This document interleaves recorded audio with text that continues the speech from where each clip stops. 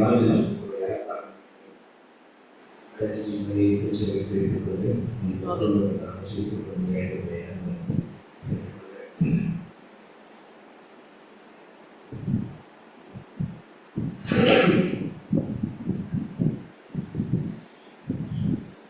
தியானத்திற்காக தெரிந்து கொண்ட வேத பகுதி சங்கீதங்களின் புஸ்தகம் 32ஆம் அதிகாரம் 1 முதல் 5 வரையுள்ள வசனங்களை வாசித்து நாம் சொல்ல முயற்சி.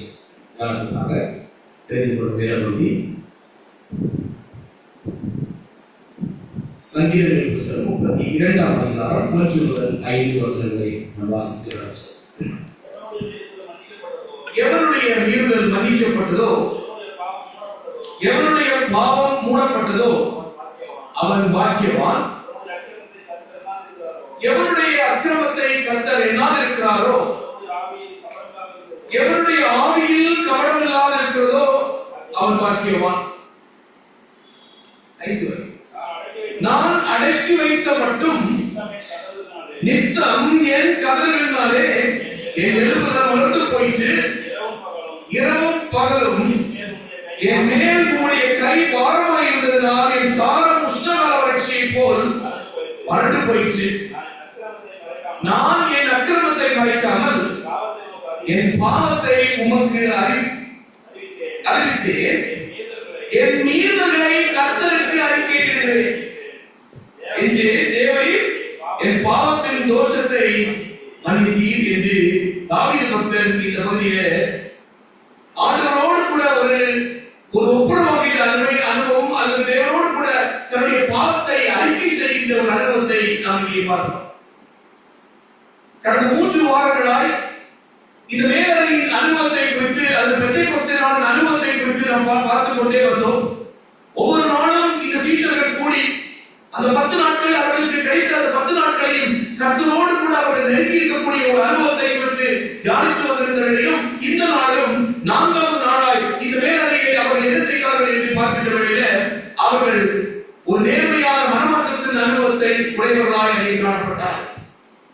ஆண்டவருடைய சமூகத்தில் தன்னுடைய பாவங்களை அறிக்கையிட்டு அதை நேர்த்தியாய் நேர்மையாக அறிக்கையிடுகின்ற ஒரு அனுபவத்திற்குள்ளாய் அவர்கள் கடந்து சென்றார்கள்.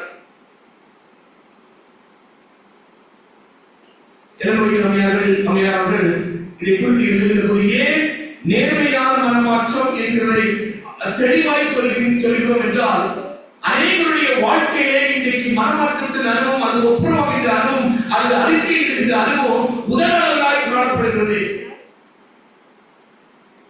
ஆண்டுக்கு ஒருமுறை திருச்சபை நியமித்திருக்கக்கூடிய திருவிருந்தாளர்களுக்குள்ளாய் கடந்து வருகின்ற போது நாம் என்ன செய்கிறோம் என்றால், ஏதோ இந்த கடமை அந்த சடங்குக்குள்ளாய் கடந்து செல்ல வேண்டும், இல்லை என்றால் யாராலும் இதை கேட்டு விடுவார்கள் என்கிற நிமித்தமாய் நாம் என்ன செய்கிறோம் என்றால் ஒரு முதற்கடவு ஒப்புரவாகின்ற ஒரு அனுபவத்திற்குள்ளாய் கடந்து வருகிறோம். இதயபூர்வமான ஒப்புரவாகின்ற அனுபவம் இல்லை, அது உண்மையான அறிக்கையிடுகின்ற அனுபவம் இல்லை, அது நேர்மையான மனமாற்றத்தின் அனுபவமற்றவர்களாய் என்ன செய்கிறோம் என்றால் ஒரு கடமைக்காய், ஒரு சமுதாயத்திற்காய், அது ஒரு சரங்காரசாரத்திற்காய், அது எல்லோரும் இதை பார்த்துக் கொள்கிறார்கள் என்பதற்காய் நாம் என்ன செய்கிறோம் என்றால் மனமாற்றம் பெற்றுக்கொள்கின்றது. இந்த சடங்குக்குள்ளாய் கடந்து செல்கின்ற ஒரு அனுபவத்தை நாம் வைத்திருக்கிறோம். தாவீது பக்தன் சொல்கிறார், எவருடைய மீறுதல் மன்னிக்கப்பட்டதோ, எவருடைய பாவம் மூடப்பட்டதோ அவன் பாக்கியவான் என்று சொல்கிறார். அப்படி என்றால் அந்த பாவம் மூடப்படுகின்ற அனுபவம் அல்லது மறைக்கப்படுகின்ற ஒரு அனுபவம் ஒரு மனிதனுடைய வாழ்க்கையில் காணப்பட வேண்டும் என்றால் அவன் நிச்சயமாய் மனப்பூர்வமான ஒரு அறிக்கையிலிருந்து அனுபவத்திற்குள்ளாய் கடந்து வர வேண்டும். இந்த 4வது நாளுடைய மேலறையின் அனுபவத்தினுடைய 4வது நாளே சீஷர்கள் ஒன்று கூடி என்ன செய்தார்கள் என்றால் தன்னுடைய பாவங்களை உண்மையாய் நேர்த்தியாய் ஒருவருக்கொருவர் ஒப்பு கொடுத்து ஒருவருக்கொருவர் மனமாற்ற அனுபவத்தை பெற்றுக்கொண்டு என்ன செய்தார்கள் என்றால் கடந்து சென்ற ஒரு அனுபவமாக இருந்தது. பெந்தேகோஸ்தே அனுபவத்திற்குள்ளாய் அவர்கள் தன்னை ஆயத்தப்படுத்தினார்கள். 10 நாட்கள் இருந்தது, இன்றைக்கு 4வது நாள் வந்திருக்கிறது. நாம் அவரை ஆயத்தப்படுத்திக் கொண்டு அந்த பெந்தேகோஸ்தே நாள் அனுபவத்திற்குள்ளாய் கடந்து செல்ல வேண்டும் என்று தன்னை ஆயத்தப்படுத்துகிற ஒரு அனுபவமாக அது காணப்பட்டது. ஆண்டவர் சொல்றாரு, உன் வீட்டை சரி செய். என்ன செய்ய மறிக்க போகிற ஒரு வீட்டை சரி செய். காரணம் என்றால் நீ மறிக்க போகிறாய், மரணத்திற்குள்ளாய் கடந்து செல்ல போகிறாய் என்று சொன்ன மாத்திரத்தில் அவருடைய உள்ளம் வேதனைப்பட்டது என்று வேதம் வாசிக்கிறது. ஆனால் அதை சரி செய்ய வேண்டும் என்றால் தன்னுடைய அனுபவத்தை சீர்த்து தூக்கி பார்க்க வேண்டும். அது சீர் செய்யப்படாத காரியங்களுடைய வாழ்க்கையில் காணப்பட்டால் அதை சீர்படுத்த வேண்டும் என்று தன்னுடைய வாழ்க்கையில அவர் வாஞ்சித்தார். சீஷருடைய அனுபவம் அப்படிப்பட்டதாக இருந்துச்சு. ஒவ்வொரு நாட்களும் அவர்கள் கிறிஸ்துவுக்குள்ளாய் கடந்து சென்ற அனுபவங்கள் அப்படிப்பட்ட ஒரு நேர்மையான அனுபவங்களுடையதாக காணப்பட வேண்டும். அந்த 10 நாட்கள் எங்களுக்கு ஆண்டவர் கொடுத்திருக்கிறார். இந்த 10 நாட்களிலே எங்களுடைய வாழ்க்கையை நாங்கள் சரி செய்து பரிசுத்த ஆவியினுடைய அனுபவத்தை பெற்றுக் கொள்ள வேண்டும் என்று வாஞ்சித்த அந்த அனுபவம் தான் இந்த 4வது நாளில் வேதம் சொல்கிறது.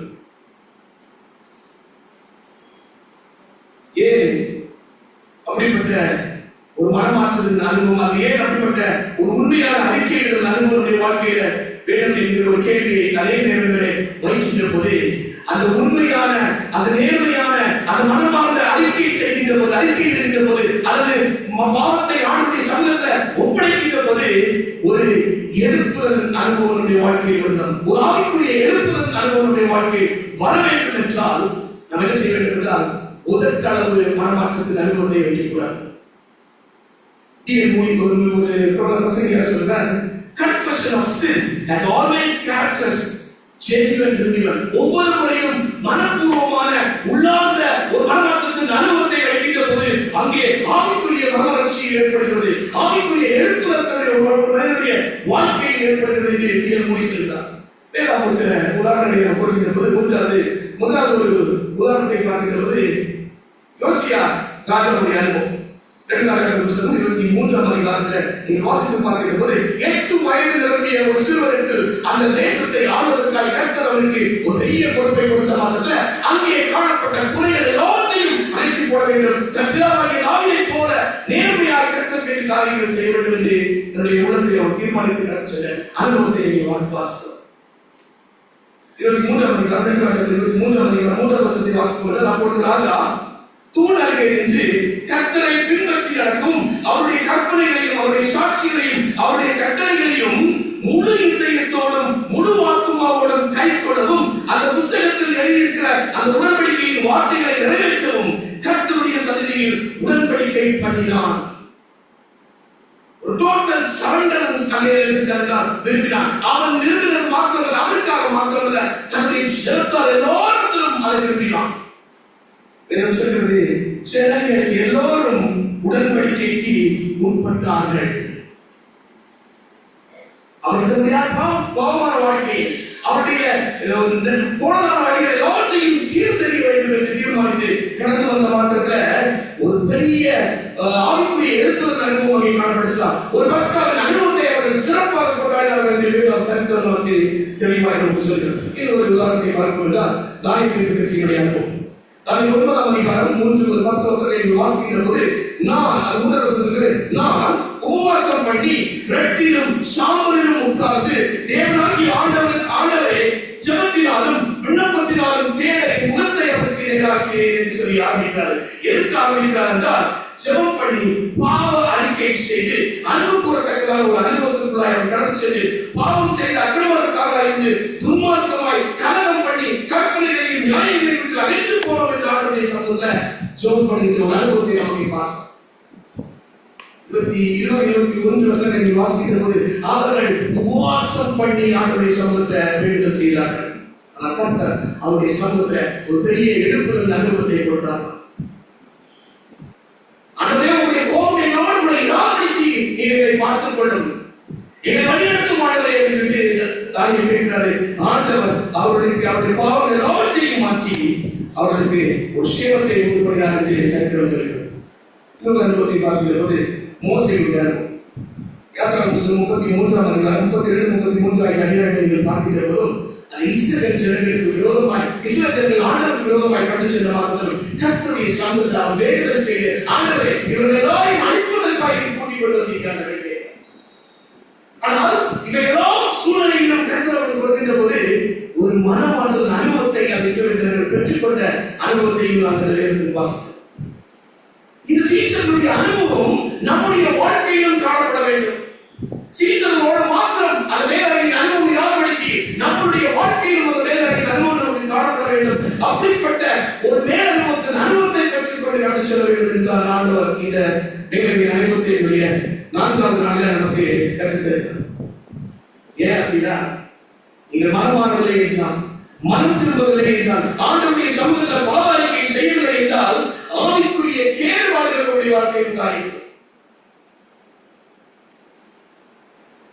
William Barclay எழுதுகிறார், that might clog your arteries of the heart. ஆவிக்குரிய இருதயத்தினுடைய அந்த ஒவ்வொரு ஆர்டரியையும் ஒவ்வொரு நாளங்களையும் என்ன செய்வது விடுமா? பாவம் அழைத்து விடுமா?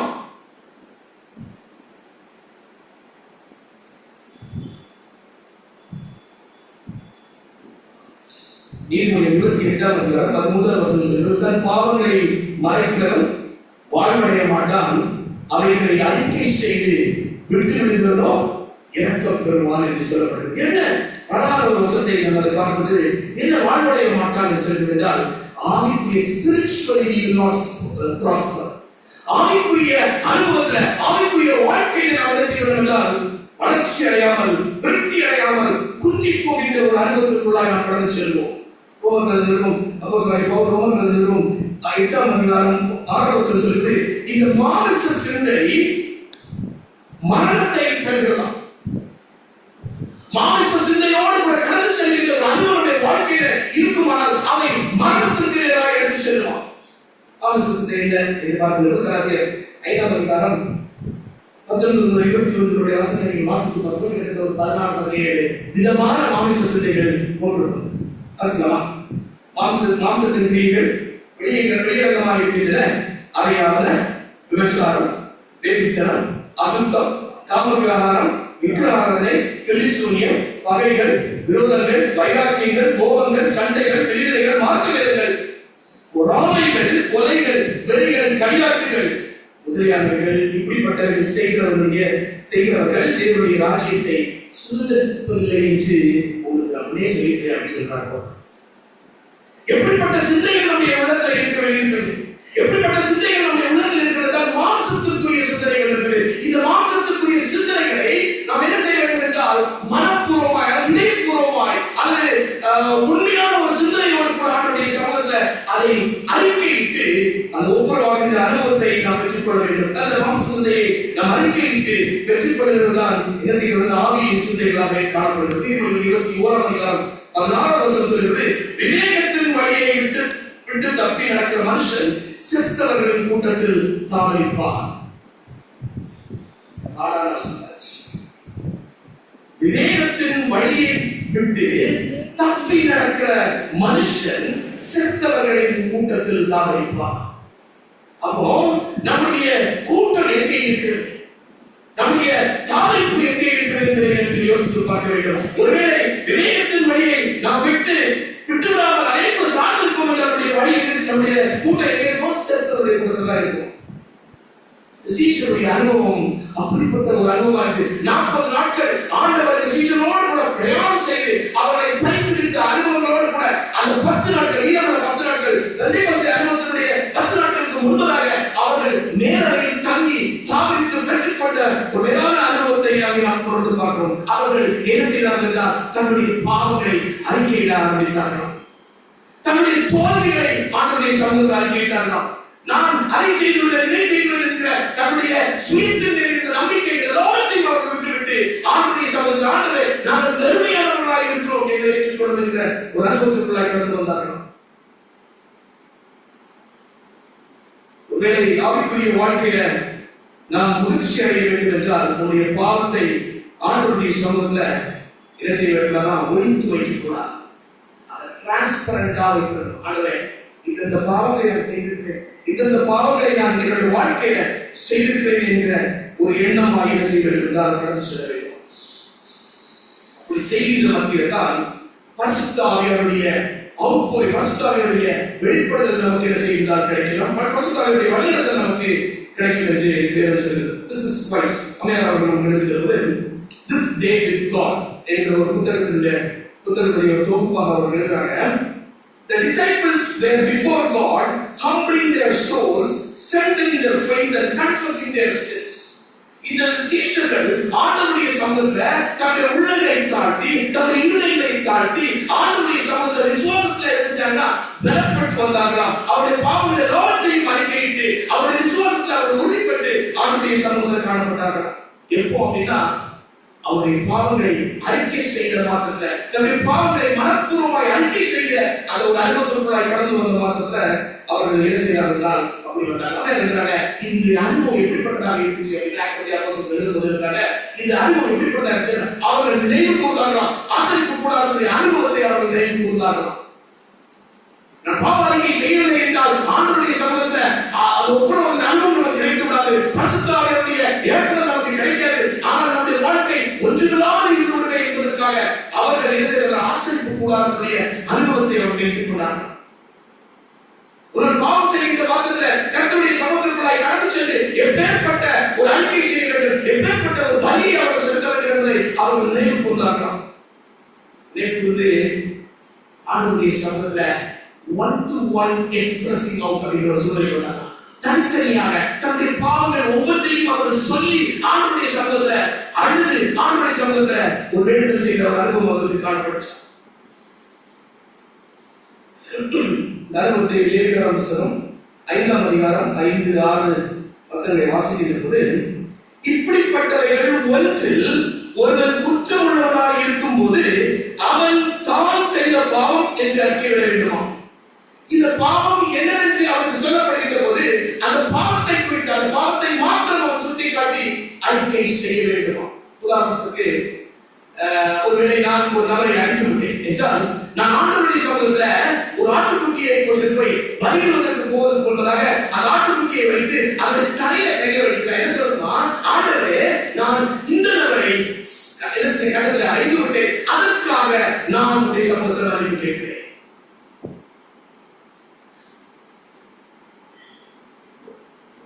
எந்த ஒரு பாவத்தை அந்த நபர் செய்தாரோ அந்த பாவத்திற்காக தான் ஆண்டவருடைய சமூகத்துல டைரக்டா கேட்டுக்கொள்ள வேண்டுமா? அந்த பாவத்தை சொல்லி அவன் பெற்றுக்கொள்ள வேண்டுமா?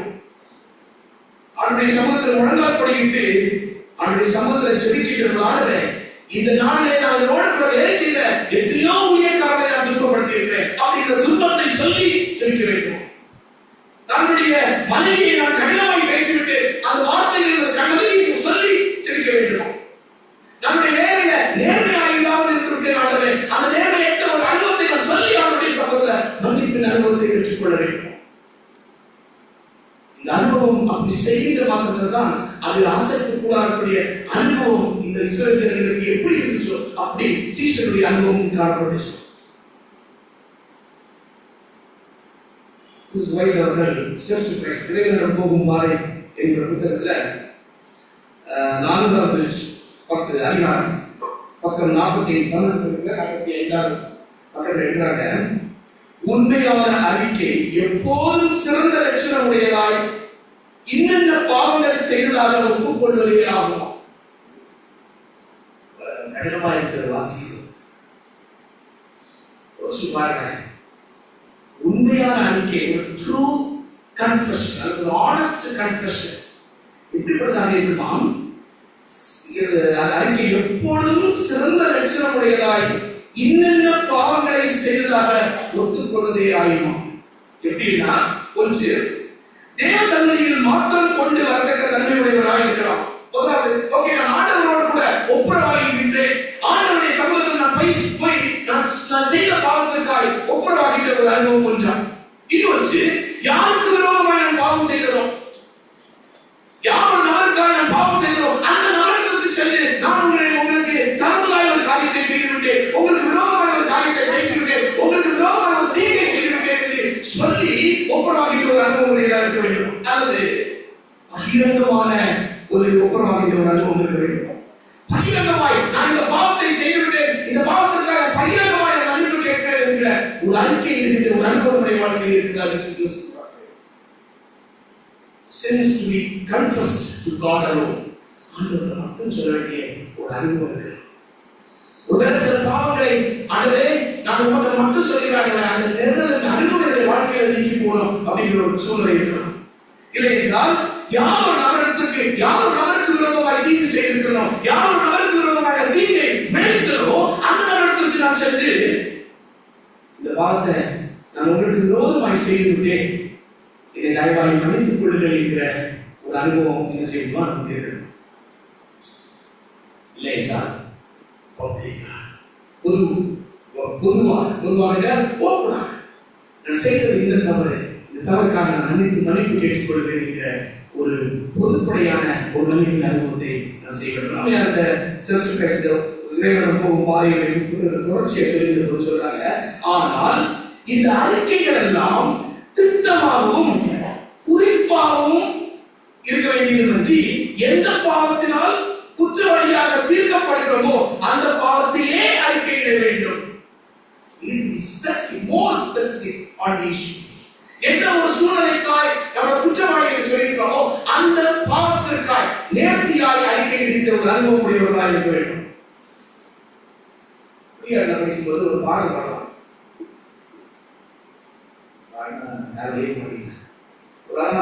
If I have wounded any souls today, if I have caused any souls to go astray, if I have walked in my own willful ways, dear Lord, forgive us. இது ஒரு பாடல் பாடலாம்.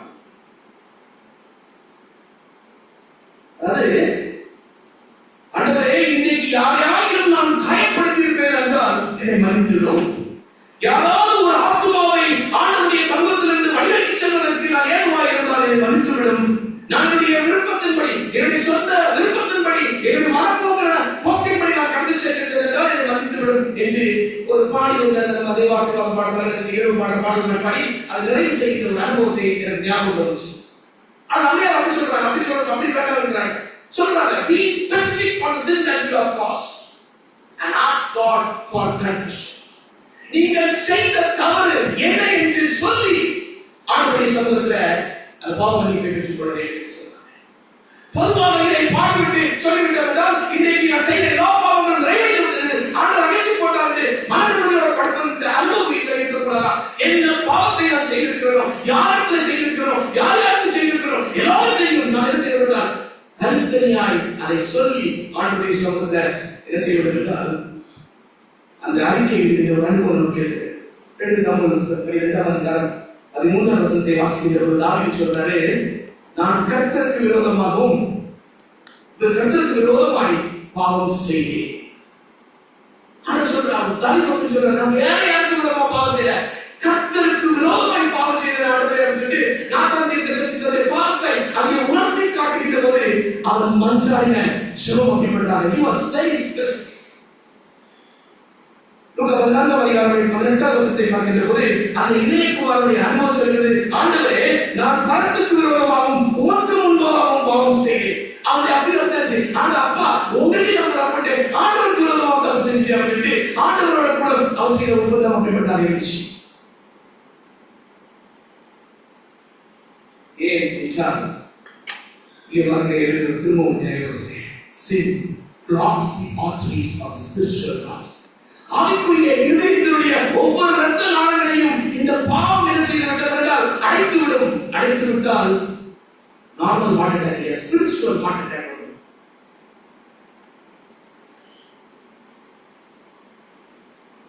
ஹார்ட் அட்டாக் அனுபவம் வந்து எனக்கு உலகத்தில் யாரும் அப்பா பயன்படுத்தி நான்கு பயன்படுறது எங்க அப்பா பயன்படுது ஜாலியாக 14 நாள் சொல்லுவாங்க. அந்த லேட்டஸ்ட் ஸ்டேட்மெண்ட் எப்படி சொல்லுவாங்க, ஸ்ட்ரென்த் யூஸ் பண்ணுங்க. அது வந்து அது பண்ண வச்சு காவல் ஒரு டெஸ்ட் பண்ணி இன்னைக்கு ஓப்பன் சர்ஜரி நிறைய பண்ணுறாங்க. அப்பா ஸ்ட்ரென்த் யூஸ் பண்ணி இது ஆவிக்குரிய ஒரு இருதய மாரடைப்பாக காணப்படுமா? ஏனென்றால் பாவங்கள் ஒவ்வொன்றும் ஒவ்வொரு இரத்த நாளங்களுக்குள்ளாய் கடந்து செல்கின்ற போது அங்கே தேங்கி அந்த இறைவனோடு கூட நாம் வைத்திருக்கக்கூடிய அந்த உறவை என்ன செய்கின்றால் அழைத்து வருகின்ற ஒரு அனுபவத்தினால் வருவதற்கு முன்பதாக நாம் என்ன செய்ய வேண்டும் என்றால் ஆண்டவருடைய சமூகத்துல 1-to-1 கன்ஃபெஷனுடைய அனுபவத்திற்குள்ளாய் நாம் கடந்து செல்கிறோம். பிள்ளைகளே, வாழ்க்கையின் அனுபவத்தை நாம் அநேக நேரங்களில் உதட்டளவுக்குள்ளாய் நம்முடைய பாவ அறிக்கையை செய்துவிட்டு உதட்டளவுல நம்முடைய கன்ஃபெஷன் செய்துவிட்டு கடந்து செல்கின்ற ஒரு அனுபவம் இருக்கு. ஒரு பாவ அறிக்கை செய்கின்ற போது ஒரு மன்னிப்பை கோருகின்ற போது நான் செய்த தவறை, நான் உனக்கு விரோதமாக இந்த தவறை செய்தேன், நான் ஆண்டவருக்கு விரோதமாக இந்த தவறை செய்தேன் என்று சொல்லி அந்த பாவ அறிக்கை செய்கின்ற போது, அந்த ஒப்புரவாகின்ற அனுபவத்தை நாம் பெற்றுக் கொள்கின்ற போது அது மிக லெகுவான ஒரு அனுபவமாக இருக்கும். அப்போஸ்தலர்கள் புத்தகம் 24ஆம் அதிகாரம் 16ஆம் வசனத்தை வாசிங்க. அப்போஸ்தலர் 24ஆம் அதிகாரம் 16ஆம் வசனம்.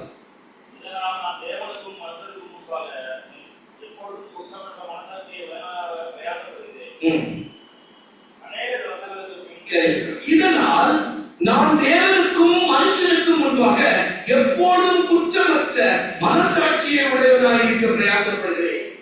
ஏன் அப்படின்னா, நீ மனஸ்தாபப்பட்டு மனப்பூர்வமாய் இதயபூர்வமாய் ஒருவருடைய சமூகத்திற்குள்ளாய் அடிச்சது அவர்கள் செய்யப்பட்ட பாவத்தை அறிக்கையிடுகின்ற போது எப்படிப்பட்ட ஒரு இருக்குமா? தேவனுக்கும் மனுஷனுக்கும் முன்பாக எப்பொழுதும் குற்றமற்ற மனசாட்சியை உடையவனாய் இருக்க பிரயாசப்படுகிறேன் என்று சொல்லப்படும். நான் பாவம் செய்து மனஸ்தாபப்பட்டு தேவனோடு கூட ஒப்புரவு செய்துவிட்டு செல்லும் போது நாம் சற்று என்ன செஞ்சிருவோம்னா மனசு சில நேரத்தில் லெகுவாகிடும். Okay, I have confessed with God. நான் ஆண்டவருடைய போய் என்ன செஞ்சேன்? மன்னிப்பு கேட்டேன். நான் செய்தது இன்னொரு நபருக்காக இருக்கும். எக்ஸ் என்ற ஒரு நபருக்கு விரோதமாக நான் பாவம் செய்திருப்பேன். ஆனால் அந்த நபருக்கு நான் போய் மனஸ்தாபப்பட்டு மன்னிப்பை கோருவதற்கு பதிலாக ஆண்டவருக்குள்ள செய்துவிட்டு ஒரு லெகுவான அனுபவத்தோடு கடந்து செல்வது உண்டு. ஆனால் சைக்காலஜிக்கல் ஆஸ்பெக்ட்ஸ், உளவியல் ரீதியான ஒரு அனுபவம் இருக்குது. யாருக்கு ஆண்டவர்கிட்ட ஒப்புரவாகி விட்டீங்க, ஆண்டவர்கிட்ட மன்னிப்பு கேட்டுட்டீங்க, ஆண்டவர்கிட்ட கழிச்சது ஆண்டவரே மன்னித்து கேட்டீங்க. ஆனால் நீங்க கேட்க வேண்டிய நபர்கள் கேட்காத போது, அதை கேட்க தவறுகின்ற போது, அதை கேட்க மறுக்கின்ற போது அது எப்படிப்பட்ட ஒரு அனுபவம் இருக்குதான்? That is only a psychological defect. உளவியல் ரீதியான ஒரு வீழ்ச்சியாக காணப்படுகிறோம். எந்த ஒரு முறை, எத்தனை முறை அந்த நபரை நீங்கள் பார்க்கிற போதெல்லாம் இந்த நபருக்கு நான் விரோதமாக பாவம் செய்தேன் அப்படிங்கிற ஒரு குற்ற உணர்வு, ஒரு நெருடல் அனுபவம் எப்பொழுதும் இருந்துக் கொண்டிருக்கும்.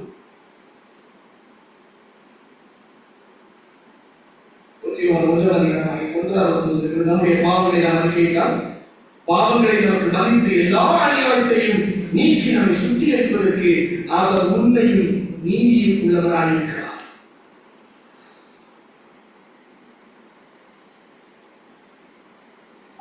எத்தனை முறை அறிக்கை செய்திருக்கிறோம் அப்படின்ற கேள்வி வச்சோம்னா, உலக கேட்போம், எத்தனை முறை நான் அறிக்கை செய்திருக்கிறேன்? உணமான அறிக்கை, மனப்பூர்வமான அறிக்கை, உண்மையான பாவ அறிக்கை எத்தனை முறை என்னுடைய வாழ்க்கையை நான் செய்திருக்கிறேன் என்று யோசிப்பார்கள்.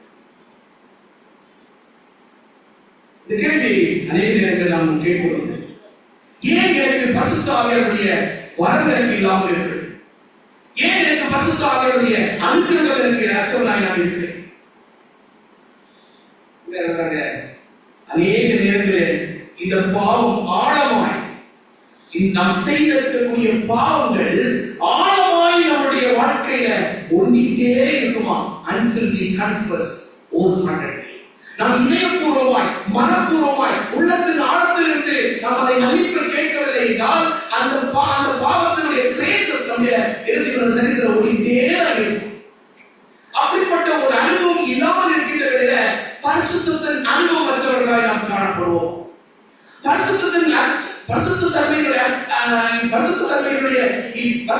இல்லாமல் நாம் இருக்கின்ற வேளையில பரிசுத்த ஆவியாருடைய அனுகிரகமற்றவர்களாய் நாம் என்ன செய்வோம் என்றால் காணப்படுவோம். அதனால every time you kneel before the Lord, ஒவ்வொரு முறையும் ஆண்டவருடைய சன்னிதானத்துக்கு முன்பாக முழங்கால் படியிட்டு ஜெபிக்கின்ற வேளையில, ஆண்டவரே நான் இன்னாருக்கு விரோதமாய் பாவம் செய்தேன் என்ற பட்டியலை போடுவதற்கு போல அந்த நபரை சென்று சந்தித்து I have sinned against you அப்படின்னு சொல்லணும்.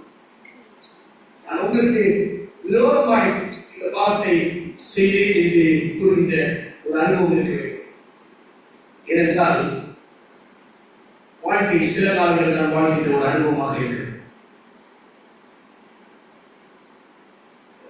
18ஆம் தேதி அங்கே ரமோலாவுடைய மரணத்தை கேள்விப்பட்ட மாத்திரத்தில் எனக்கு வாழ்க்கை புத்தகத்தை நான் தயார் செய்து கொடுத்த மாத்திரத்தில் அந்த அனுபவம் எனக்கு இன்னைக்கு சேர்க்கணும்னு நினைச்சேன். அது நான் ஒரு சின்ன எக்ஸ்ப்ளோர் பண்ணும்போது நான் கற்றுக்கொண்ட, நான் தெரிந்து கொண்ட ஒரு அனுபவம் என்னென்றால், ஃபியூனரல் அடக்காரை நிறைவடைந்து 1 மணி நேரத்துக்குள்ளாக அந்த அழுகையின் அனுபவங்கள் எல்லாம் செஞ்சிடும். அடக்காரை முடிச்சுட்டு கல்லறையை கொண்டு வச்சு அந்த கமிட்டல் சர்வீஸ் முடிஞ்சு உடனே ஆராய்ச்சி ரிசர்ச் வந்து after 1 hour the crying will stop. 1 மணி நேரத்துக்கு பின்னர் அந்த அழுகையின் அனுபவங்கள் நின்று போய்விடும். 1 மணி நேரத்துக்குள்ள அந்த வந்திருக்கக்கூடிய நபர்களை உபசரிப்பதற்கு அந்த விருந்தினர்கள் விருந்தினர்களை உபசரிப்பதற்கு அந்த விருந்தினர்கள் ஆட்கள் இருப்பாங்க. நீங்க சாப்பிட்டீங்க அப்படின்னு அந்த உபசரணையின் அனுபவம் அங்கே இருக்கும். அந்த நாள் நிறைவடைகின்ற போது இந்த அனுபவத்தை விட்டுவிட்டு ஜெசிகா ரோட்ரிக்ஸ் செஞ்சுரி பேச ஆரம்பிச்சோம். அது இன்னொரு விபத்தை குறித்து பேச ஆரம்பித்துவாங்க. இது பத்திரிகைகளோட இன்னொரு செய்தியை குறித்து பிரபலமாக பேசிக் கொண்டிருப்பாங்க. இங்கே மரணத்தின் அனுபவத்தை முற்றிலுமாய் ஆன்டி மாறிக்குள்ள 24 hours அந்த அனுபவத்துக்குள்ள போயிடுவாங்க. இந்த 24 மணி நேரத்துக்குள்ளால அங்கே அடக்கம் செய்யப்பட்ட அந்த சரீரத்தில் செய்வான் இருக்கிறது கொஞ்சம் கொஞ்சமா தன்னுடைய உடல் தளர ஆரம்பிச்சு. சில மாதங்களுக்கு பின்னர் இந்த நபரை மறைத்து விட்டார். இந்த நபருக்கு பதிலாக அவர் வேலை செய்த இடத்துல ஒரு ஆளை நியமிக்க வேண்டும். அந்த பணிகள் நடக்க வேண்டும். அந்த வேலைகள் தொடர்ச்சியாக செய்ய வேண்டும் என்பதற்காக ஒரு 2 மாதம் 3 மாதம் கால அவகாசம் கொடுத்து, அந்த 1 மாத கால அவகாசம் 2 மாத கால அவகாசம் கொடுத்து அந்த இடத்துக்கு இன்னும் ஒரு நபரை என்ன செஞ்சுவாங்க, தேர்ந்தெடுத்துவாங்க. இந்த 2-3 மாதங்களுக்குள்ளாக உங்களுடைய சரீரத்தினுடைய மாற்றங்கள் ஒவ்வொரு அவயங்களும் என்ன செய்வதால் திரவமாய் மாற ஆரம்பிக்கும். Body started making changes. உள்ளுக்குள்ள இருக்கு, பூமிக்குள்ள இருக்குது. அந்த பூமிக்குள்ள இருக்கு என்ன செய்யுமா, கொஞ்சம் கொஞ்சமா மாறுகின்ற ஒரு அனுபவம் இருக்குமா. 2 வாரத்துக்கு பின்னர் அந்த குடும்பத்தில் உள்ள மக்கள் என்ன செய்வாங்கன்னா, ஒரு வக்கீலை கூப்பிட்டு எங்க அப்பானா எங்க அப்பா, எங்க ஹஸ்பண்ட் எங்க ஹஸ்பண்ட், எங்க தாத்தானா எங்க தாத்தா, யாராவது ஒருத்தருடைய சொத்துக்கள் இவருக்கு அதை டிவைடர் ஷேர் பெறுவாங்க. சரி, ஆட்டோமேட்டிக் ஒரு வக்கீலை கூப்பிட்டு பங்கு போடுற ஒரு அனுபவத்துக்குள்ள வருவாங்க. ஓகே, உனக்கு கிழக்க பக்கம் உனக்கு, மேற்க பக்கம் எனக்கு, இந்த பக்கம் எனக்கு, அந்த பக்கம் பங்கு பிடிக்கக்கூடிய ஒரு அனுபவத்துக்குள்ள போயிடுவாங்க. இந்த 2-3 வாரத்துக்குள்ளாக மெதுவாக இந்த நகரங்கள் மெதுவா லூஸ் பண்ணி விழ ஆரம்பிச்சிடும். அதாவது கலந்து போறதுக்கான ஒரு அனுபவம் இருக்கும். பற்கள் விழ ஆரம்பிச்சிடும். 3 மாதத்துக்கு பின்னர் அந்த இழந்த அந்த குடும்பத்தில் உள்ள தலைவரையோ தலைவியோ பார்த்தீங்கன்னா சிரிச்சு பேச ஆரம்பிச்சிடும். அந்த சோகம், அந்த துக்கம், அந்த வருத்தத்துக்கு அனுபவம் போய் அவர்கள் இயல்பான ஒரு வாழ்க்கைக்குள்ளாய் கடந்து வருவாங்க. 1 வருடத்திற்கு பின்னர் யாராவது ஒருத்தர் வீட்டுக்கு வந்து அந்த போட்டோவை மாட்டி வச்சு பார்த்தா ஏதோ நேரத்துக்கு ஒரு அனுபவம் இருந்துச்சு. பாவம், அந்த ஒரு மனுஷன் அப்படின்னு ஒரு சிற்பத்தியோட சொல்லிட்டு செஞ்சுவாங்க. சரி, கருத்து உங்களோட காரியத்தை சொல்லிட்டு கடந்து 1 வருடத்திற்கு பின்னர் இந்த 1 வருடத்திற்குள்ளா என்ன செய்யும் என்றால் உலகம் ஒரு பெரிய மாற்றத்தை காண்பித்துக் கொண்டிருக்கும். ஒரு பெரிய சுழற்சியின் அனுபவத்துக்குள்ளாய் கடந்து செல்வான். மக்கள் அவருடைய வேலைகளுக்குள்ளாய் கடந்து செல்வார்கள், அவருடைய சொந்த காரியங்களுக்குள்ளாய் கடந்து செல்வார்கள். எல்லாரும் அங்கிருந்து போய் கொண்டிருப்பாங்க. இறந்ததை ஒன்றும் அறியாமல் ஒன்றும் அதை சிந்திக்கக்கூடிய ஒரு அனுபவம் இருக்குமா. ஆனால் சில வருடங்களுக்கு பின்னர் அந்த கல்லறையின் அடையில போயிட்டு ஒரு ரோஜா பூவையோ ஒரு பூக்குட்டி வச்சுன்னு சொல்லுவாங்க, his life was so memorable அப்படின்னு சொல்லி அதோட முடிச்சு போயிருந்தாலும் second anniversary, third anniversary, fourth anniversary, fifth anniversary தான் இருக்கா. மனைவியுடைய அண்ணன் 5-6 வருடங்கள் நாங்கள் எங்க இருந்தாலும் நவம்பர் 5ஆம் தேதி ஆனிவர்சரி கொண்டாடுறதுக்கு ஊருக்கு வந்துடும். ஏன்னா எங்கள் மாமியார் ரொம்ப ஷார்ப்பாக இருப்பாங்க. நவம்பர் 5ஆம் தேதி மக்கள் அண்ணன் அந்த நாள் வந்துட்டு ஒரு ட்விட்டர் போட்டுருவாங்க. எங்கள் ஒய்ஃபு என்ன ஊருக்கு வந்து அந்த அதை செலிப்ரேட் பண்ணுறதுக்காக இல்லை, அந்த காலத்தில் அவங்களுக்கு ஒரு ஆசை, கல்யாணத்துக்கு ஒரு மாயை கொண்டு வரணும் ஒரு ஆசை.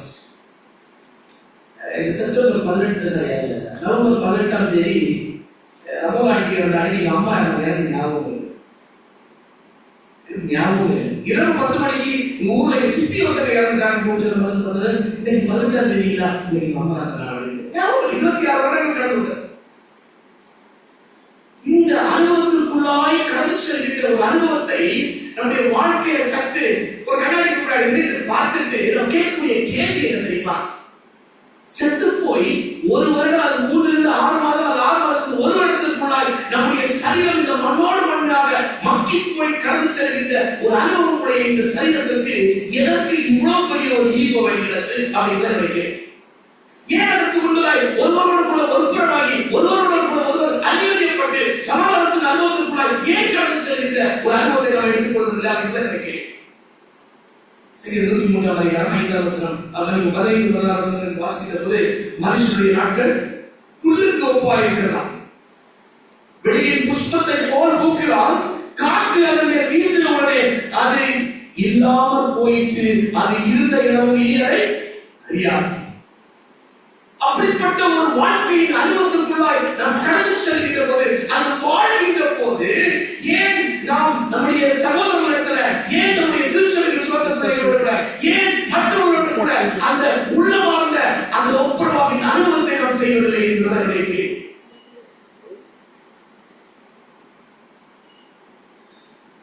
சுமக்கம் பெரிய சுமையை சுமந்து போறோம், தோள்களையும் சரீரத்தில் முழுவதும் நீர்ப்புகளை சுமந்து கொண்டிருக்கிறோம், வைராக்கியங்களையும் கோபங்களையும் சுமந்து கொண்டு செல்கிறோம். ஆனால் ஆண்டவர் சொல்றாரு, நேர்மையான ஒரு மனமாற்றத்தின் அனுபவம், ஒரு உண்மையான அறிக்கையின் அனுபவம் உடைய வாழ்க்கையை இருக்கின்றார், உடைய வாழ்க்கை சந்தோஷமாக இருக்கும் என்று சொல்றார்.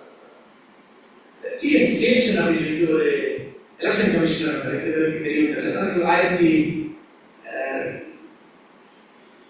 ஒரு ஐஏஎஸ் ஆஃபீஸர் நல்ல ஒரு செய்தி, நல்ல ஒரு எலெக்ஷன் கமிஷனர் சொல்லுவாங்க, ஞாபகம் இல்லை. ஒரு ஐஏஎஸ் ஆஃபீஸர் தான் former chief election commissioner of India இருந்தாங்க. ரொம்ப சந்தோஷமாய் ஒரு விடுமுறைக்கு தன்னுடைய மனைவியை அழைத்துவிட்டு ஒரு கிராமத்துக்கு போனாலும் ஒரு சாமி, அதாவது அவங்க முதல் தெய்வம் என்று அழைக்கப்பட்ட அந்த சாமியை கொண்டு ஒரு ஊருக்கு போனாலாம். சாமி கொண்டு திரும்ப வரும்போது ஒரு மாமரத்தை பார்த்து, அந்த மாமரத்தில் ஏராளமான தூக்குடாங்குருவிகள் கூட இருந்துச்சு. சேஷனுடைய மனைவிக்கு அந்த தூக்குடாங்குருவி மேல ஒரு கண் இருந்துச்சு.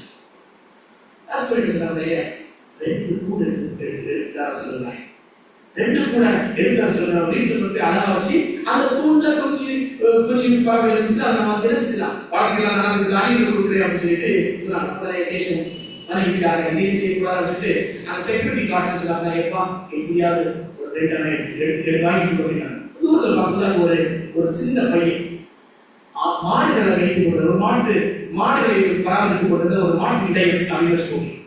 அவங்க கூட்டத்தில் வா அப்படின்னா வயது தெரியும் அப்படின்னா சொன்னாங்க, 2 தூங்குறாங்க கூட கட்டப்படி எனக்கு உடச்சு கொடுத்து அப்படின்னாங்க. முடியாது அப்படின்னா இந்த சேஷனுடைய செக்யூரிட்டி ஆஃபீஸர் எப்படி இருப்பாங்க, டஃப்பான பர்சன் இருப்பாங்க, அவங்க முடியாது அப்படின்னாங்க. சில வயது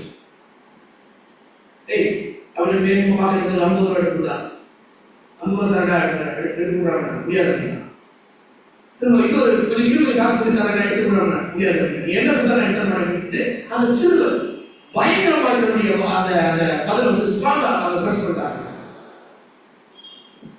ஸ்டேஷனுக்கு கோபம் செய்ய ஆட்சி, நான் யாரும் நமக்கு தெரியாம இருந்தாலும் பரவாயில்ல, இந்த செக்யூரிட்டி ஆபீசர் பார்த்து அவனுக்கு தெரியாம இருக்கிறான், அவனை கூடுதானே வேற ஏன் எடுக்க மாட்டேன் சார், ஏன்னா இது மாலையில நான் எடுக்கிற 2 பூமுக்கார குருவிகள் இருக்கலாம், குஞ்சு குருவிகள் இருக்கும், இந்த குஞ்சு குருவிகளோட நான் எடுக்கிறேன், நீங்க விட்டு கொடுப்பீங்க, நீங்க திணி கொடுப்பீங்க, நீங்க சாப்பாடு கொடுப்பீங்க, நீங்க பைபிள் எல்லாம் கொடுப்பீங்க, யாரும் தப்பு சொல்லலாச்சு. ஆனால் இந்த தாய் பறவையும் தந்தை பறவையும் இந்த குச்சி பறவைகளுக்காக உணவு தேடிக்கொண்டு எத்தனையோ மைல் தூரமாய் கடந்து சென்று திரும்ப வருகின்ற போது என்னுடைய பிள்ளைகளை காணவில்லை என்ற ஏக்கத்தோட தவித்துக் கொண்டிருக்கும் அந்த தவிப்பதன் அனுபவத்தை நான் கொடுக்க விரும்பவில்லை அப்படின்னு சொன்னாங்க. அதே போல இந்த குருவிகளை எடுத்துக்கொண்டு நீங்க போறீங்க, நீங்க நாளில் வேறு போறீங்க, ஆனாலும் தன்னுடைய தாய் பறவை தந்தை பறவை அதை வந்து அதனுடைய கால அது சொல்லுகின்ற அந்த அன்பின் வார்த்தைகளை அந்த குழந்தை இருக்கிறோம், அது எனக்கு பிடிக்காத செய்ய மாட்டேன் அப்படின்னு சொல்லி சேஷன் எழுதுறாரு. சேஷனுக்கு படிப்பு ரொம்ப சேஷன் ஹார்வர்ட் யூனிவர்சிட்டியோடைய ஒரு ஸ்டூடெண்ட், ஹார்வர்ட் யூனிவர்சிட்டியோடைய ஒரு மாணவன். அவர் சொல்றாரு, my education at Harvard University and the position that I have been holding till now is meaningless. அர்த்தமற்றதாய் போய்விட்டது என்னுடைய படிப்பும் என்னுடைய பதவியும் எனக்கு அர்த்தமற்றதாய் போய்விட்டது. ஒரு சிறுவன், படிப்பறிவற்ற ஒரு சிறு பையன், மாடுகளை வைத்துக் கொண்டிருக்கக்கூடிய சிறுவன் என்று சொல்றான், இந்த துரோகத்தை நீங்கள் செய்ய வேண்டிய அவசியம் இல்லை. காரணம் என்னவென்றால் அது பெற்றோர் தவித்துக் கொண்டிருப்பார்கள், இந்த பிள்ளைகள் தவித்துக் கொண்டிருப்பார்கள் என்பதை குறித்து எனக்கு சொல்லித்தந்த பாடம் எனக்கு பெரியதாக இருந்துச்சு. வாழ்க்கையோடு ஒப்பிட்டு பார்த்தேன். எத்தனை முறை இந்த சிறு பறவைகளை தடுத்து விட்டு இந்த பெற்றோரை துரத்தி அடித்த அனுபவனுடைய வாயின் வார்த்தைகள் வந்திருக்கும். எத்தனை முறை நம்முடைய சிந்தனைகள் இன்னொருத்தருக்கு விரோதமாக இருந்திருக்கும், அவருடைய வாழ்க்கையில் அவர் தீங்கை விளைவிக்கும் என்பதெல்லாம் இருந்திருக்கும். நமக்கு சிறு பையனுடைய அந்த அனுபவம் சேஷனுடைய biography எழுதினாச்சு. Little boy's attitude and character taught me a great lesson. எதை வேண்டுமென்றாலும் பேசலாம், எதை வேண்டுமென்றாலும் செய்யலாம், எதை வேண்டுமென்றாலும் செய்து இன்னொரு நபருடைய வாழ்க்கையை அழிப்பதற்கு நாம் துணிகரமாக இருக்கிறோம் என்றுதான் நம்முடைய வாழ்க்கையை பெற்றுத்தருகிறது. ஆனால் அதல்ல, ஆண்டவர் சொல்றாரு, மனப்பூர்வமான ஒரு ஒப்புரவாகின்ற ஒரு அறிவுடைய வாழ்க்கையை இருக்க வேண்டும். சீஷர்கள் அந்த வேளாண்மையில 4வது நாளாய் அவர்கள் கூடியிருந்தார்கள். ஒவ்வொரு நாளும் முதல் நாள் ஜெபத்தில் இருந்திருந்தாங்க, விசுவாசத்தில் உறுதிப்பட்டிருந்தாங்க. அவங்க இதெல்லாம் ஒவ்வொரு ப்ராசஸ்க்குள்ளாய் அவர் கடந்து செல்ல மாத்திரத்துல அவர்கள் பார்த்தாங்க, என்னுடைய பாவங்கள் அதிகமாக இருக்கிறது ஆண்டவரே, என்னுடைய பாவங்கள் அதிகமாக இருக்கிறது. ஏனென்றால் அது ஒரு அனுபவம் சொல்கிறது. அந்த யோவானும் யாக்கோபுடைய தாயார் சொல்றாங்க, ஒருத்தர் எங்க வச்சுக்காரு, அது மட்டும் நிறுவனத்தில் John and James and John, யாக்கோபு யோவான் ஒருவர் நடுவர்கள் ஒரு இடவர்கள் வைக்கக்கூடிய அந்த அனுபவத்தை சொல்வது, எனக்கு ஒரு ப்ரையாரிட்டைசிங் அனுபவம் எனக்கு வேண்டும் என்கிற சீஷருடைய எண்ணத்தை அவர் என்ன செஞ்சாங்கன்னா, இந்த 4வது நாள் ஆண்டவருடைய சமூகத்துல மனப்பூர்வமாய் தன்னுடைய உணவார்ந்த ஒப்புரவாக அனுபவத்தை அவர் செய்ய மாத்திர இந்த கதையை எனக்கு வேண்டாம். Waiting for the day of Pentecost. அந்த பென்டிகாஸ்ட் நாள் அனுபவத்திற்காக நாங்கள் காத்திருக்கிறோம். அந்த பின்வாரியின் அனுபவத்தை நாங்கள் பெற்றுக்கொண்டு ஆண்டவருக்கு ஊழியத்திற்கு கடந்து செல்ல வேண்டும் என்ற ஒரு பெரிய லட்சியத்தோட தன்னுடைய இருதயங்களை மனப்பூர்வமாய் ஆண்டவருடைய சமூகத்தில் ஒப்பு கொடுத்தார்கள். பிள்ளைகளை சீஷருடைய அனுபவம் அந்த மேல் வீட்டில் அந்த 4வது நாள் அந்த தங்கி தாவிட்டு, ஆண்டவரே பாவங்கள் எல்லாம் தாமர சிறப்பாக இருக்கிறாங்க, பஞ்சை போல் மாற்ற வேண்டும் என்றால் அது லேசான காரியம் இல்லை. இதயபூர்வமாய், மனப்பூர்வமாய், நேர்மையாய், உண்மையாய் நாம் என்ன செய்கிறோம், என்னுடைய பாவ வாழ்க்கையை ஆண்டவருடைய சமூகத்தில் அறிக்கையிடுவதற்காக ஏற்றுக்கொள்ளும். இந்த பாவத்தை ஏற்றுக்கொண்டு இந்த பாவங்களை கண்டித்து கர்த்தாவே சமூகத்தை ஒப்புரவாக்கிக் கொண்டு அந்த பசுத்தாவிய பின்மாரியின் அனுபவத்தை அவர்கள் பெற்றுக்கொள்வதற்கு பக்குவப்படுத்துவதற்கு உச்சவர்களுக்காக கர்த்தர் செய்கிறார்கள். தேவனாலே ஒவ்வொரு மாசத்துக்கு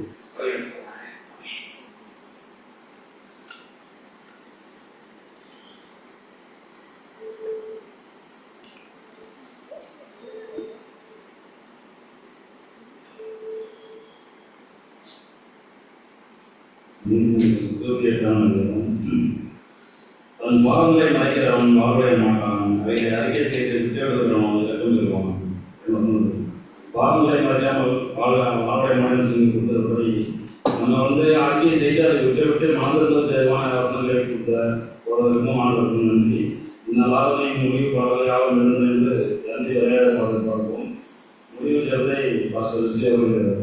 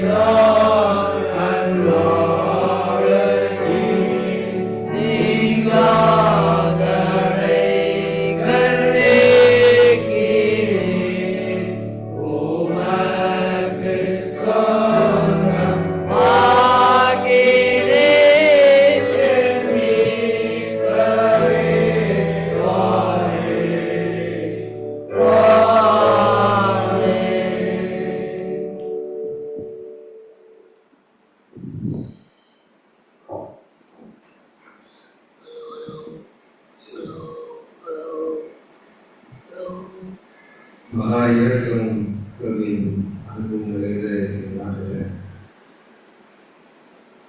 பரிசுத்தமான ஓய்வு நாளுக்காக நாங்கள்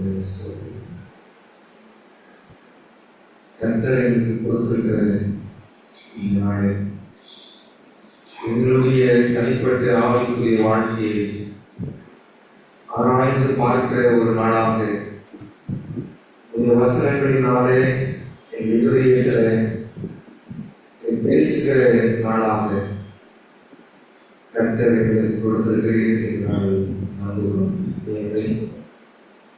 இன்றைக்கு நாங்கள் கேட்ட போது என்னுடைய ஒவ்வொரு தனி நபருடைய இதயத்தையும் ஆராய்ந்து பார்க்கிறதற்குரிய ஒரு தருணமாக அமைந்தது. முன்பாக சாட்சிகளாய் உயர்ந்து இருக்கிற ஸ்ரீஸ்வருடைய அனுபவத்தை நாங்கள் பார்க்கிறோம். ஆண்டவரே, அவர்கள் அந்த மேல் அறையில இருந்தவர்கள் ஆண்டவருக்கு விரோதமாக செய்தவர்கள், தங்களுடைய சகோதரர்களுக்கு விரோதமாக செய்தவர்களை ஒருவருக்கு ஒருவர் அறிக்கையிட்டு ஒருவருக்காக ஒருவர் ஜெபித்து அந்த அனுபவம் அவர்களுக்கு பரிசுத்த ஆவியானவரை பெற்றுக் கொள்வதற்கு உதவியாக இருந்தது. எங்களுடைய வாழ்க்கையை நாங்கள் ஆராய்ந்து பார்க்கிறோம். எத்தனை முரண்பாடுகள், பாவம் செய்திருக்கிறோம் என்பது எங்களுக்கு தெரிகிறது. அறிக்கையிட எங்கள் ஞாபகம் தயங்குகிறது. ஒப்புரவாகிற சிந்தை எங்களுக்கு இடமில்லை. ஆண்டவரே, ஒருவேளை நாங்கள் எங்களுடைய திருச்சபை விசுவாச பிள்ளைகளிடத்தில் செய்யப்பட வேண்டிய ஒப்புரவாக இருக்குமானால் அதை எங்களுக்கு உணர்த்திக்கிறோம். தனிப்பட்ட விதத்தில் நண்பர்களோடு கூட ஒப்புரவாக வேண்டும் என்று இருந்தால் அதை எங்களுக்கு உணர்த்திக்கிறோம். ஒருவேளை குடும்பத்திலே ஒப்புரவாகுதல் இருக்க வேண்டுமானால் அதை எங்களுக்கு உணர்த்தியதும் நாங்கள் அதை பொதுவான முறையில் அல்ல, குறிப்பிட்ட விதத்தில் அறிக்கையிடுகிற இருதயத்தை எங்களுக்கு தரும்படியாக செய்கிறோம். எங்கள் வாழ்க்கையை நாங்கள் ஆராய்ந்து பார்க்கும்போது கிட்டத்தட்ட ஆவிக்குரிய ரீதியாய் எங்களுடைய இருதயம் அடைக்கப்பட்டிருக்கிறது. ஆவிக்குரிய விதத்தில் ஒரு பெரிய அடைப்பு எங்களுக்கு ஏற்பட்டிருக்கிறது, பெரிய பாதிப்பு எங்களுக்கு ஏற்பட்டிருக்கிறது என்பதை நாங்கள் புரிந்து கொள்ள அந்த ஆசிரியர்களை பயன்படுத்துகிறார்கள். இந்த நாளில் நாங்கள் எங்களுடைய எல்லாருக்கும் எங்களுடைய தனிப்பட்ட வாழ்க்கைக்கு நாங்கள் திரும்பி செல்கிற பொழுது இது எங்களுக்கு ஒரு முக்கியமான ஒரு இரவாக கடந்து வருவதற்கு எங்களுக்கு திரும்பி செல்லும். பாவம் செய்வது எவ்வளவு தைரியமாய் நாங்கள் செய்கிறோமோ அந்த தைரியம் அறிக்கையில் கூட எங்களுக்கு இல்லையானது. நாங்கள் பெரிய தைரியசாலியாக நினைத்துக் கொண்டிருக்கிறோம், ஆனால் அந்த தைரியம் எங்களுக்கு இல்லை. கர்த்தர் இதயத்தை உடைத்து எங்கள் இதயத்தை உங்களுடைய இதயத்திற்கு ஏற்ற விதத்தில் உருமாற்றும்படியாக நாங்கள் செய்கிறோம். வந்திருக்கக்கூடிய அனைத்து விசுவாச குடும்பங்களையும் ஆசீர்வதிக்கிறார்கள். எல்லாருடைய தேவைகளை கர்த்தரை சந்தித்தபடியாக செய்கிறோம். இந்த திருச்சபை இன்னும் வளரும், கர்த்தருடைய தூதை எல்லாரும் அறிவிக்கக்கூடிய விதத்தில் ஊழியத்தை ஈடுபடவும் எங்கள் திருச்சபையாக செய்கிறோம். திருச்சபை நடத்துகிற போதனை அந்த குடும்பத்தை அவருடைய தேவைகளை கர்த்தரை சந்திக்கிறார்கள். சமூகத்தில் நாங்கள் வைத்த இந்த காணிக்கைகளை ஆசிர்வதியும் நன்றிகளை உங்களுடைய பயன்பாட்டிற்காய், இந்த ஊழியத்தின் பயன்பாட்டிற்காய் இங்கு பிரயோஜனப்படுத்தும். இதில் எந்த ஒரு சிறிய தொகையும் விரயமாக்கப்படாததற்கு ஆத்துமாக்களுடைய ரட்சிப்புக்கு பயன்படுவதற்காக இதை ஆசிரியர்களாக செய்கிறோம். இதெல்லாம் ஒவ்வொரு கூடையும் கர்த்தருக்கு சித்தமானால் நித்திரை வர உட்படும் இதயம் விழித்திருக்கட்டும். ஆண்டவரை நோக்கி பார்க்கிற அனுபவத்தை எங்களுக்கு தாரும். மீண்டும் ஆயாமல் பகல் நேரத்தில் தேவசமத்தில் வந்து தேவனுக்கு உண்மையுள்ள ஆராதனையை நாங்கள் செய்ய கற்றுக்கிறது முடியாது. எங்கள் அன்பின் ஆண்டவர் இயேசு கிறிஸ்துவின் வழியாக ஜெபிக்கிறோம். ஜெபங்களும் ஜீவன நல்லதாவே. ஆமென். ஆத்மாவை கர்த்தரை ஸ்தோத்திரி. எங்களோட பேரரசு நாமத்தை ஸ்தோத்திரி. ஆத்மாவை கர்த்தரை ஸ்தோத்திரி. கர்த்தரை சகோதரனை பண்ணுவாங்க. இந்த கர்த்தர் மனுஷர்களுமாய் இயேசு கிறிஸ்துவோட கிருபையும் பிதாவாகிய தேவனுடைய அன்பும் பரிசுத்த ஆவியானவருடைய ஐக்கியமும் அந்நிய சிநேகமும் நம் அனைவரோடு கூட இன்னும் சதா காலம் இருக்கிறார்.